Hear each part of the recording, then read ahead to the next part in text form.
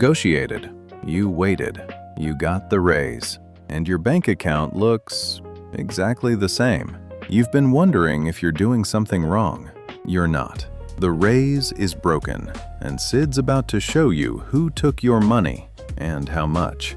There's a specific number, a number that shows exactly how much of that raise you actually kept.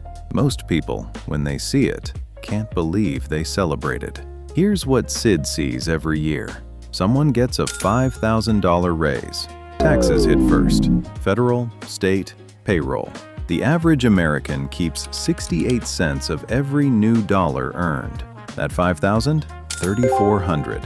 That's what actually arrived. Still good, except everything else moved too. Rent adjusts, insurance adjusts, groceries adjust. They don't ask, they don't negotiate, they just move. Sid ran the math. Most people who got a raise this year ended the year poorer than before. They just didn't know it yet. Sid calls this the raise trap. Your raise happened once. The increases happen every year, on a schedule. You celebrated once. The system collected every month after. By the time you notice the numbers don't add up, the raise is already gone, and you're left wondering what you did wrong. Sid doesn't chase raises, not because raises are bad, but because Sid watched what happens to them.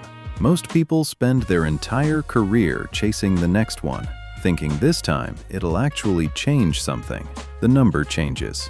The trap doesn't. Until you understand how the system moves, the raise will keep disappearing every time.